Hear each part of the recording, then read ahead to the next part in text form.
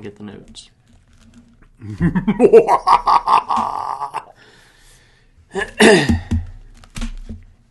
Seems like a different type of year for that kind of laugh. That seems like a October laugh. It is. Not a Yeah, see, that's jolly. Yeah. That's jolly. I like that one. Yeah. Welcome to Wednesday Night's Bible Study. My name's Philip Brand. This is Grayson Snyder. And he's worried that I'm going to pass him the notes like I did Seth last week. I think worried would be an overstatement. I just don't want them. You just don't want to. I just don't want them. You just don't want to do it. I don't want to do it. Yeah. Do you think Seth did? Do I think Seth wanted to do it? Yeah. No. He's a good sport. He was a He's a good sport with it. He was a good sport. And it was based on kind of a dare that you made. I don't think it was a dare, but you think it was a dare. Yeah, it was, because you said it'd be funny if you passed your notes to Seth at the beginning of the next Bible study. Yeah. That's what you said. So Which I thought was just a comment. No, it was like, okay, well, daring me to do it, I'm going to do it. I didn't see it that way. Yeah, did you watch it? I did. Yeah, and what did you think? I thought it was funny that he took it, and I could tell immediately that he wished he brought his glasses. Because he was like, yeah, this is about, yeah. I thought it was funny that I told him not to say a line, and he started to say that line. Yeah. Yeah, it's a good sport. We love Seth. All right, we're in Exodus chapter 19. That's where we're at. So turn your Bibles there. This is about the grand arrival of the King of Kings and Lord of Lords. Yeah. So the king that has brought them out of Egypt, the king that parted the Red Sea, the king that has provided for them water and bread and water again, made all the provisions for them. The king that is trying to get them to depend on him for everything, he is coming to visit his people in a more tangible way. Is there a cloud in front of them? Absolutely. Yep. Is there fire in that cloud that they see at night? Absolutely. But he's actually going to come to them, visit them as a theophany. That's what is going to occur here. So 19 sets all that up. Now, a little throwback to last week. Chapter 18 is not in chronological order. It's not in historical order. Yeah. It's supposed to be somewhere else, a little bit later. But he puts it here as a filler, as a transition. And actually, chapter 19, verse 1 picks up where 17 leaves off. So let's just read chapter 17, verses 1. It says, all the congregation of the people of Israel moved on from the wilderness of sin by stages according to the commandment of the Lord, and camped at Rephidim, but there was no water for the people to drink. So the key word there is Rephidim. If you turn over to chapter 19, verse 1, we can see that they're picking up from that location and not at the bottom of the Mount Sinai where they've already received the Ten Commandments and stuff. Yep. 19 says, on the third new moon, after the people of Israel had gone out of the land of Egypt, on the day they came to the wilderness, into the wilderness of Sinai, they set out from Rephidim and came to the wilderness of Sinai, and they encamped in the wilderness. There Israel encamped before the mountain. Now that particular phrase, before the mountain, is the same phrase that's used in 18, which implies 18 is after this account. Okay. So just kind of a review there and an additional information to let you know it's not in chronological order. But 19 picks up right after 17. And a couple of things about that. On the third new moon, after the people of Israel had gone out, do you remember what the moons mean? What the moon? When it says the third new moon and what that means, do you remember from our Bible studies? Oh, I don't think so. Well, their calendar was based on the moon cycles. And the phases. Yeah. And the phases. So when there was a new moon, that would be the beginning of the month. And then in the middle of the month would be where the moon is full. And then as the moon wanes and waxes and goes out, that would be the end of the month. And then at a certain point, they knew that it was a new moon. Oh, okay. Right. So this is at the very beginning of the month. There's a lot of debate over this third new moon thing. Some people say that it was the 15th, which is 50 days after the Passover. I know that is a Jewish tradition, but also what I know from this passage of Scripture, it's really the first day of the third month. Mm-hmm. So there's been 2 months that all this other stuff has happened, and now we're going into the third month to make it to Mount Sinai. It looks like it only takes them 2 days to get there from Rephidim. So 3 months. So they're starting the third month after they came out of Egypt. During that time, a lot of stuff has happened. Provisions have been made. Squabbles have occurred. Squabbles have been solved. People should know that they can depend on God for everything. So they arrive at this mountain knowing that He is the provider. He's their benefactor. So they don't have to worry about food in the morning. They don't have to worry about water, so that they can concentrate on their relationship with the God that took them out of Egypt is where they're at. I want you to notice they set out from Rephidim and came into the wilderness of Sinai, and they encamped in the wilderness. That's one stop. Mm-hmm. The next stop is at the mountain. So they pack up their camp, and then they encamp before the mountain. So they stop and camp on their way to the mountain, and then they get to the mountain and they encamp there. So it's a progress. Mm-hmm. They went a day's journey, stopped, went another day's journey, and stopped, is how that happens. Verse 3, while Moses went up to God, the Lord called him out of the mountain, saying, thus you shall say to the house of Jacob and tell the people of Israel. I think from this text that we can interpret it in this way, that Moses was excited to be at the mountain. Yeah. This is the exact same location where he saw the burning bush in chapter 3. Mm-hmm. So it makes me, now this is the part that I'm kind of making up in mind.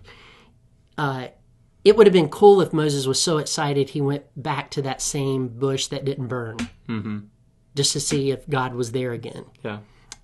It does not say that here. There is not a parallel here between that, but we know it's the same mountain, it's the same location. He's going up the mountain to see God. I also think it's interesting that in chapter 19, we see 4 times in a matter of just probably just over a very short period of time where Moses goes up, comes down, goes up, comes down, goes up, and comes back down. Mm-hmm. So they are at an elevation of about 5,000 feet. But to go up a mountain at 80 years old, you had to be fit. Yep. And there was some climbing. There's some people that say it was an easy trip. I don't think it was an easy trip. Of course, I've never been there. Yeah. I wasn't there when Moses was doing this. But the last time that I hiked up a mountain, let's say Pilot Mountain, there was some parts of it that was challenging. I think any hike's going to be a little challenging for an 80-year-old. Yeah, and there's no real paths. Yeah. I mean, there could be because people are there, but to go all the way up the mountain. Yeah. So I think it says something about Moses that he can make it up this mountain several times. I mean, a parking lot's difficult for an 80-year-old. Yeah. A lot of times. Yeah. Of course, his 80 is kind of different than ours, right? Yeah. Our 80 is really his 120. Yeah. He's a little different. He's just a little different. Different times, different days. Moses eagerly approaches God. There was a promise to God at his first meeting. If you look at Exodus chapter 3, verse 12, we'll see that promise.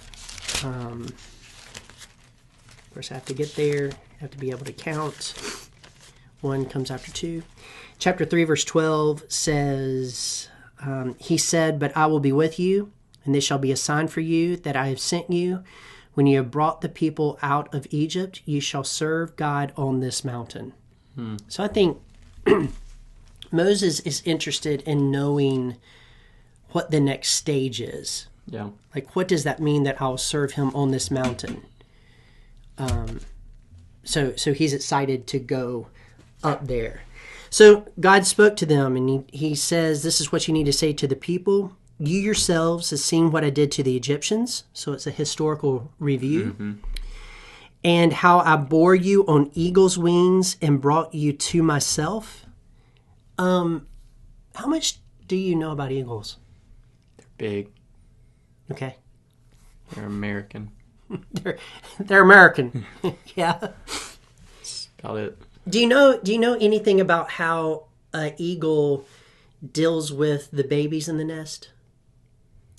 Not a whole lot of specifics, no. Yeah, so at a certain point in time, when the babies are of age to fly, Matured. Yeah. yeah, they have gone to the FMB.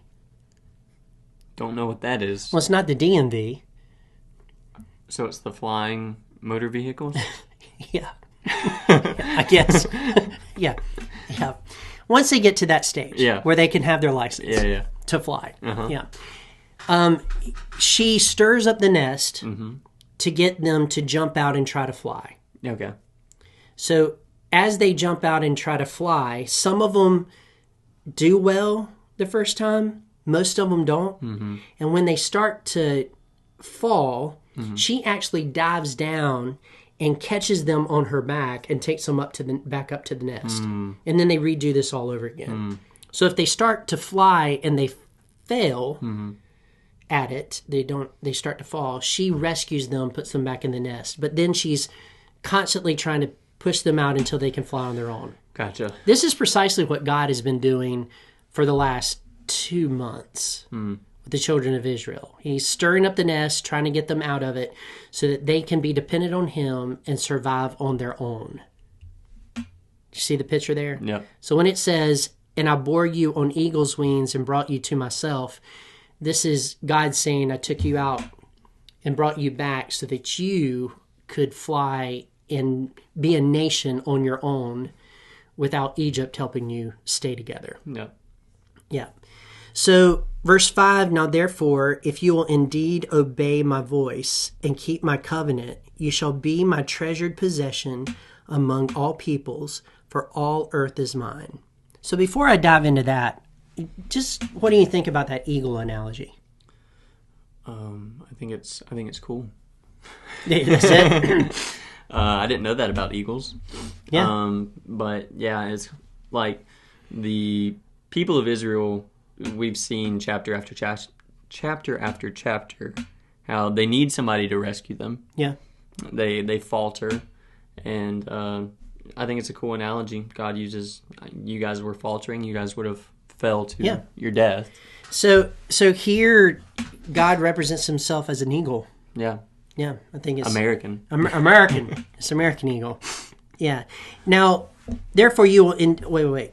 You yourself have seen what I did to the Egyptians. Now, therefore, verse 5, if you indeed obey my voice and keep my covenant, you shall be my treasured possession among all the peoples, for all the earth is mine. And you shall be to me a kingdom of priests and a holy nation. These are the words that you shall speak to the people of Israel. So we get to a point in this passage where God is saying that the children of Israel, they're not only chosen to be God's people, but they're chosen to be in his kingdom, and they're chosen to be priests to the rest of the world. Okay? So we're going to park that a minute and talk about the other thing that he says here, which is a treasured possession. Yep. So he's going to go on to say that the whole world is his possession, but they are the treasured ones. So do you have anything that you own that is treasured above the other stuff that you own? That is specialer. That is specialer. I like that grammar. Yeah. Specialer. Specialer. The most special. I'm trying to think.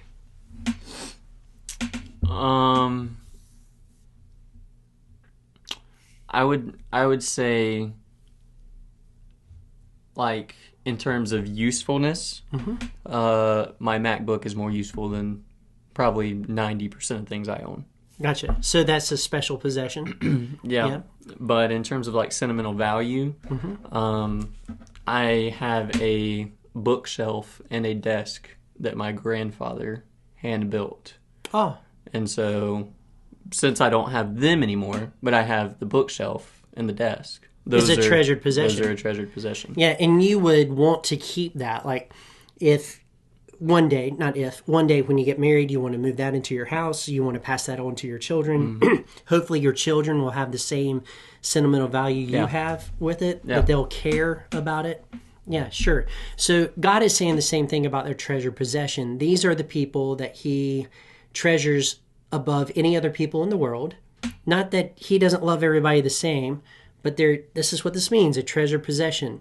And the reason that they're treasured is because he views the whole nation of Israel as being priests that will lead all the nations to him. Now that's an interesting concept, because we know that later in Exodus, there's going to be the Aaronic priest. The Levites are going to become priests of the temple within the community of the kingdom that God is setting up in the Jews, right? But God views his people in his kingdom as priests, gods, so to speak, so that people outside of the kingdom can come and find God and have faith in him. So long before Matthew 28 said, go into all the world and preach the gospel, God was still had the vision to reach the entire world and to get people to know him and begin a personal relationship with him. Right. Yeah.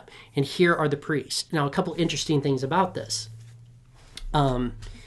One, they were supposed to be a separate people, a treasured possession among all the peoples, for all the earth is mine, and you shall be to me a kingdom of priests, a holy nation that's set apart.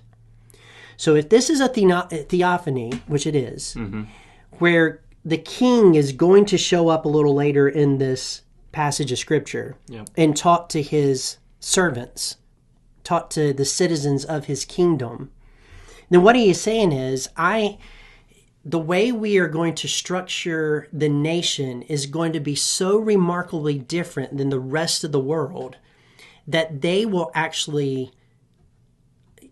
be impressed by the way the nation runs. They will wonder why it works, because their nations do not work that way. They will see solutions to their problems that they're having with their human-ran governments that I have solved because you are following me, and you're following my statutes, and you're following my commandments. And there's a different outlook that you would have. For instance, the nation of Israel would aim for the glory and the dominion of God rather than what the other nations do, which their glory and their dominion is what they go after. And it's two totally different ways to run a country. I think that this speaks to, and I have to be careful here because of the definition of this, I think this speaks to nationalism. And God here is setting up a nation that he is the king of, a government that he's the king of. And so in that particular regard, that is a good nationalism, where these people are supposed to follow that king and do all his statutes and all his judgment and live like he wants them to live. And then it's going to be separate from everybody in the world, which will attract them to that system because it actually works. Doesn't seem like it would, but it does work. You might ask, well, why didn't it work? Well, that's because the people didn't obey God. So the mere fact that it didn't work doesn't mean that it wouldn't work if people would just follow God. Which is basically a lesson for all of us, right? If we would just follow God, there's things that would work in our life. Right? There's blessings that would happen. And I'm not talking monetary blessings. I'm just talking in general. Your life would just be better if you just got serious about following God and everything. But they were supposed to be representatives, priests, that help people get to God. And I think it's a beautiful, beautiful thing. By the time we get to Exodus chapter 24, which will be next January, February, we'll be in chapter 4. What we're going to see is the whole nation is consecrated to be priest in the world, because there is sacrificial blood that is sprinkled on them as they pass through. The only other time blood is sprinkled on individuals to set them apart is later in chapter 29, where the Aaron and the Levitical priesthood gets sprinkled to do service at the temple. Right. So it's the same sort of thing. So all that said, that's a lot of information. How are you processing it? Yeah, I mean that is a lot to process. It's I think it's a cool point to see that God was focused on the missionary aspect before the New Testament comes about. Mm-hmm. With his people, he chose these people. He wanted these people to follow him so that other people would follow him. Yeah. I think that's a cool point. I think it's a nice little reminder that the system didn't work not because of the headship, not because of God, the kingship, but because of the people who rebelled against the king. Yeah, and they still had rough times, but we see like other things falter and then it falls apart. Right. With God as the headship, it wasn't falling apart. They might have had rough patches, but it wasn't falling apart. Right. Because that's how strong he is in keeping it all together. Yeah. Yeah. So in the New Testament, we know that there is believer priest. Mm-hmm. Like when I received Jesus as my Savior, I become a believer priest. Mm-hmm. And so we now have the same job that they had in going out into the world and bringing people, introducing people to God. Yeah. And the way that he wants us to live. So there's some parallels there between these two passages. Yeah. So what does Moses do? Well, he does what anybody does. He called the elders, and he passed on the message that God told him to pass on to them. Right? Right. Because that's what he was told to do. Moses is the ambassador for the king. Okay? So the king gives him a message. He gives the message to the elders and the leaders of the people. So this is what happens. So Moses came out and called the elders of the people and set before them all these words that the Lord had commanded him. Now, setting before them is, this is what the king wants you to consider. Yep. Are you going to follow him or are you not going to follow him? Are you going to accept these rules or are you not going to accept these commandments? Mm-hmm. So what do all the people say? All the people answered together and said, all that the Lord has spoken we will do. And Moses reported the words of the people to the Lord. Let me tell you what that means. That means Moses has come down the mountain, he has presented the words, and now he's going back up the mountain. Okay? That's what it means. So up and down, up and down. You know, I can make it through one day of hiking, like the Grandfather Mountain, but I don't know if I want to do it twice. Right. Right. Me and Seth work upstairs, and there's sometimes I don't want to go upstairs twice. Yeah. So Moses is going back and forth.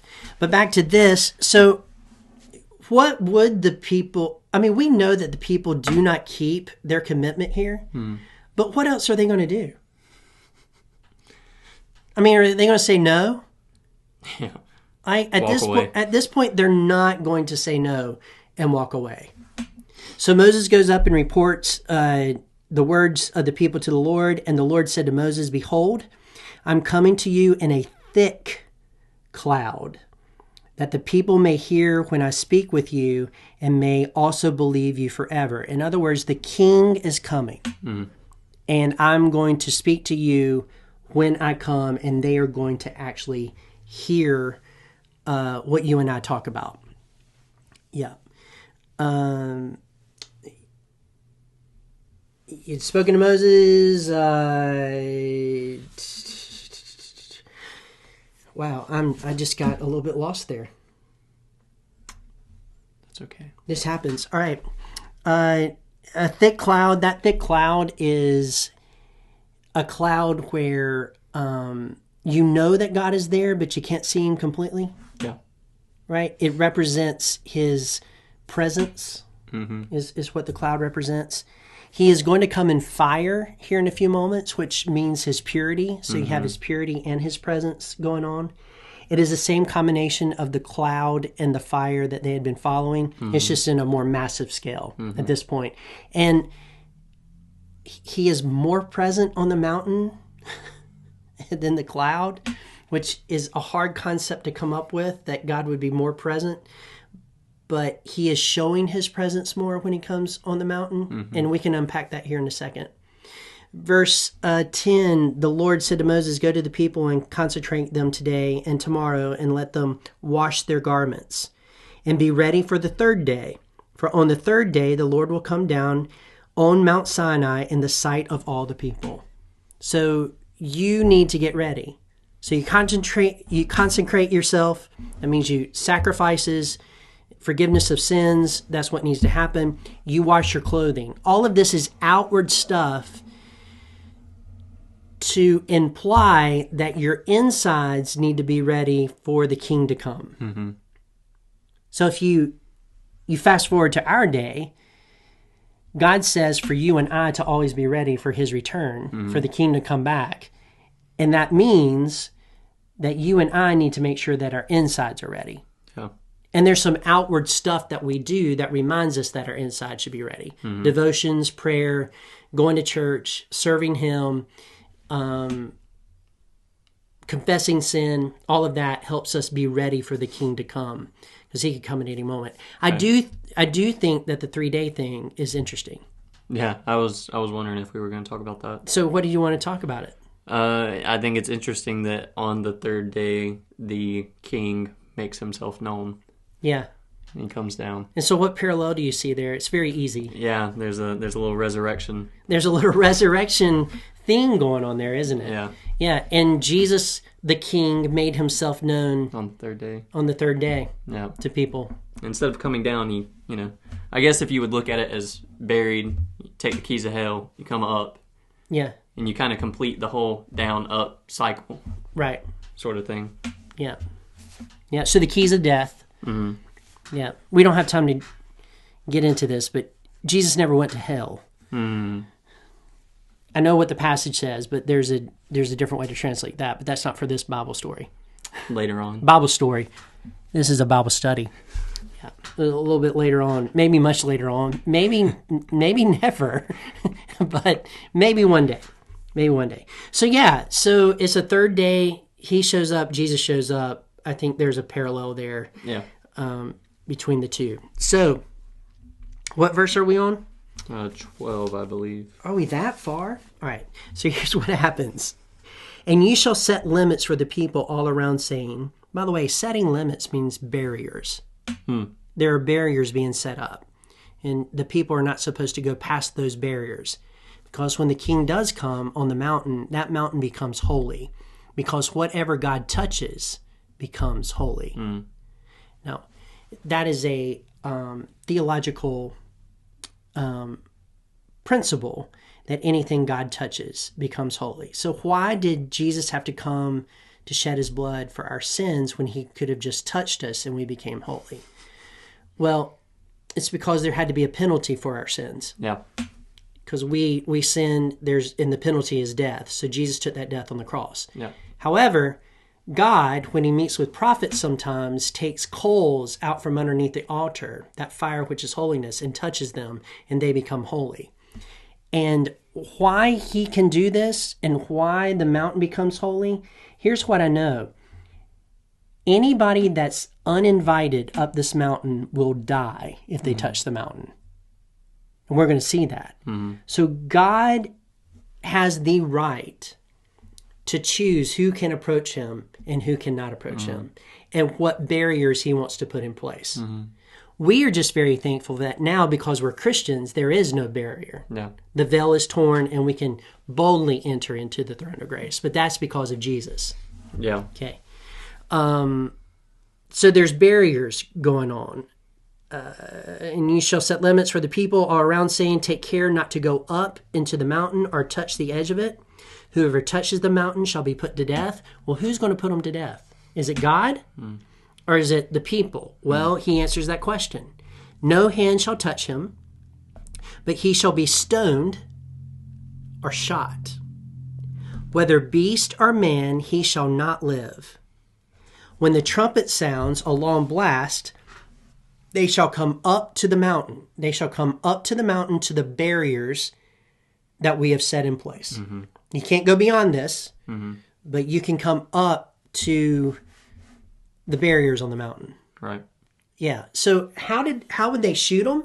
I guess they had bows and arrows. Well, it says in the little whatchamacallit, little footnote, shot with an arrow. Shot with an arrow. Yeah, it had to be. Yeah. There's another way to get shot. With a stone. With a stone. They had slingshots. Yeah. You know, and you. No, I'm not arguing with you. They had slingshots. That's the only thing that came to mind. So it's one or two. Either way, you're going to die. Yeah. Either way, and I think shot with an arrow would be better than being stoned. Yeah. I'm just throwing that out there. It's not a good option. Not a good option. It's a hard way to go. Mm-hmm. So the trumpet sounds a long blast. They shall come to the mountain. Now, what happens when Jesus the King comes back? There's a trumpet sound. Yep. And the earth shakes. So this Theophany is a example of what it's going to be like when Jesus comes back. Except for there's more things happening when he comes back, but the same type of environment. Mm-hmm. There's smoke, there's fire, there's shaking of the earth, there's a trumpet. Mm-hmm. And Jesus will ascend. Mm-hmm. Just like God is ascending on this mountain, God the Father is ascending on this mountain. Verse 14, so Moses went down from the mountain to the people and consecrated the people, and they washed their garments, so they're getting ready. And he said to the people, be ready, for on the third day, do not go near a woman. So what happens if you're a woman? Just a little joke. I can't go near myself. Yeah, so sexual relations cannot happen for 3 days before we meet with God, or you will die. Mm-hmm. So they obeyed all this. In verse 16, on the morning of the third day, there were thunders and lightnings and a thick cloud on the mountain and a very loud trumpet blast, so that all the people in the camp trembled. We still do not know who's blowing this trumpet. Yeah. I don't think it's anybody in the nation of Israel. Yeah. I think it's an angel that's blowing the trumpet, and God is coming. There is thunders, thunder and lightning. The thick cloud, actually here, this particular word thick means a heavy and glorious moment. So the thick cloud, heavy and it's glorious. The thick does. This trumpet blast was so loud that the people in the camp trembled. Yeah. That's a big trumpet. Yeah. Like a loud one. Mm-hmm. And guess what? What? It gets louder. Oh. It does. Great. Then Moses brought the people out of the camp to meet God. They took their stand at the foot of the mountain. That means at the barrier of the mountain. Yep. Now Mount Sinai was wrapped in smoke because the Lord had descended on it in fire. That's the purity. The smoke of it went up like the smoke of kindling, and the whole mountain trembled greatly. And the sound of the trumpet grew louder and louder. So it's not because the people have approached the mountain and the trumpet's just louder just because they're closer in vicinity. Mm-hmm. It is just getting louder and louder and louder. Yeah. A few things about this. Some people say that this was a volcanic eruption. There is no signs of any type of volcanic eruption that has happened at this particular site. There's just no signs of it. And there should be signs if that's what was happening here. Furthermore, if it was a volcanic eruption, the people would be dead. The smoke alone would kill them. Yeah. Because you can't breathe that stuff, right? Am I right on that? You cannot breathe in smoke. You can't. Well, you can't breathe in that smoke, right? It's not good for you. And lava coming down. Yeah. And then Moses going up, walking on the lava. I don't think that's happening. Yeah. Yeah. So this isn't a volcanic eruption. This is actually a theophany and God showing up. And this is exactly what it felt like. Right. To the best of Moses' ability to describe it here. Yeah. So it grew louder and louder. And the Lord came down on Mount Sinai to the top of the mountain. And the Lord called Moses to the top of the mountain. And Moses went up. So here he is going back up the mountain. Okay. He's very fit. He is by now. Or he's exhausted. Or he's exhausted. One of the two. And the Lord said to Moses, "Go down and warn the people lest they break through to the Lord to look at." Wait. Go down to warn the people lest they break through to the Lord to look, and many of them perish. Also let the priests who come near to the Lord consecrate themselves, lest the Lord break out against them. Now, a couple of things there. First of all, where did these priests come from? Right. We know the answer to this question. Do you remember it? Earlier in the passage is where I'm going to guess. Okay, well, it's earlier actually in the book. The firstborn of all the children of Israel and all the tribes became priests. Do you remember that? No. No? Maybe Seth was here? Yeah, I think it was Seth. Yeah, it could have been Seth. I don't ever remember who was here and who wasn't. So yeah, way in the back in Exodus, we learn that the firstborns of... It's during the Passover time. The firstborns are the priests, are the representatives of God for their family units. And so those are the people that are consecrating themselves so that they can come closer to God. Verse 23, and Moses said to the Lord, "The people cannot come up to Mount Sinai, for you yourself warned us, saying, set limits around the mountain and consecrate it." I think it's interesting here that Moses is saying, I've already told them this. I don't think he's wanting to go back down the mountain. But he's also saying, I've already told him, God, got it covered. And so God says to him, go down. Tell them that and come up, bringing Aaron with you, but do not let the priests and the people break through to come up to the Lord, lest he break out against them. So Moses went down to the people and told them. So God knows the people a little bit better than Moses does. And for some reason, God needed them to be warned again because he knew that some of them were thinking, well, Moses went up. Why can't I go? I would really like to see what's happening on that mountain. Yeah. Yeah. I would like to be there with the fire. Yeah. So Aaron gets to go up and be with Moses. Another thing about this particular passage is we know that the people heard God talk to Moses. They actually heard his voice and what he said where they were at their barrier. We know that from Deuteronomy, that they actually heard what was being said. I think it's Deuteronomy chapter 4, verse 12 is where we get that information from. But yet he still tells Moses to go down. Go down and bring Aaron back up. Is there a chance that this is just a lesson in patience for Moses? So it's interesting that you bring that up because a commentary that I read about this passage talks about that. Yeah. And I've been thinking about it ever since. I just hadn't totally processed it. But you picked up on it, and so maybe it is indeed there. Well, I mean, I'm just imagining myself in these sandals or whatever they wore. Yeah, and like, I don't really want to go back down. Why do I have to go back down? This God, seems they can very hear redundant. you. This seems very redundant. Yeah. Yeah. Can't you just tell him? Yeah. Yeah. I mean. So it could be a test of his patience. Yeah, I mean that would make sense to me because they can hear you, God. Why do I have to go back down? Well, because I told you so. It's almost like with a child, Right. They question everything you do, and I told you so. Yeah. It's an out of respect thing. Yeah. So the king is there, and that sets up chapter 20, which is the famous Ten Commandments passage. Wow. Verse 25, so Moses went down to the people and told them. That's the last we see of his actions until after the Ten Commandments are spoken. Yeah. Yeah, so the Ten Commandments are spoken, and then, not to give it away for next week, but